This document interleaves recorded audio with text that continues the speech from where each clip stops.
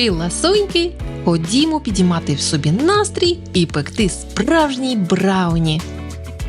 Для дуже великої порції беру 500 грамів темного шоколаду і ламаю його на кусочки.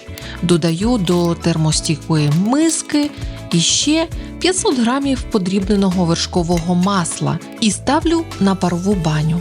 Тим часом інша миска з цукром 500 грамів вже чекає на 8 яєць.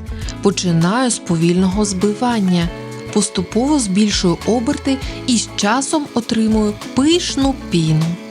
Не треба збивати як на бісквіт. Маса повинна збільшитися в об'ємі візуально десь в 2 рази. Шоколад з маслом вже підтопилися. Просто мішайте, допоки не стане однорідна консистенція. Поєднуємо маси шоколадно-вершкову з яєчно-цукровою. І тут робиться вже емульсія, більш густа і така запашна. А поки я мішаю, ви можете натиснути на кнопку «Підписатися» і, звичайно, вподобайку. Вам не складно, а мені приємно.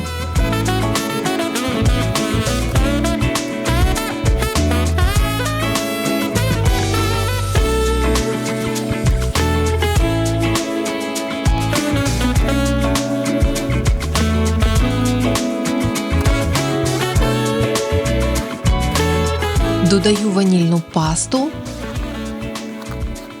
і чайну ложку солі. Ваніль завжди виграє у солодкій випічці, а сіль додає баланс смаку. Тепер пшеничне борошно 330 грамів і 80 грамів какао-порошку. Беріть якісне какао.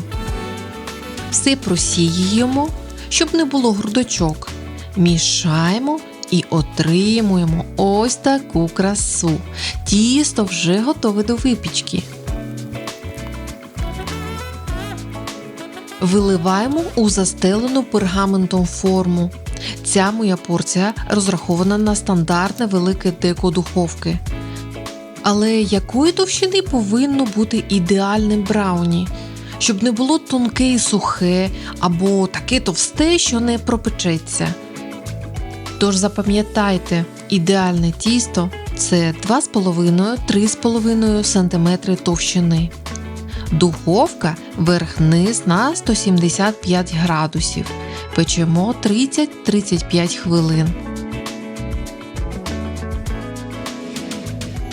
Коли брауні охолоне, наріжте на порції.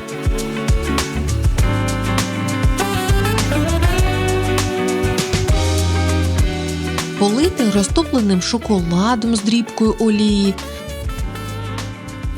Або додайте ванільне морозиво і просто насолоджуйтесь цим вологим, смачним і неймовірним десертом – брауні.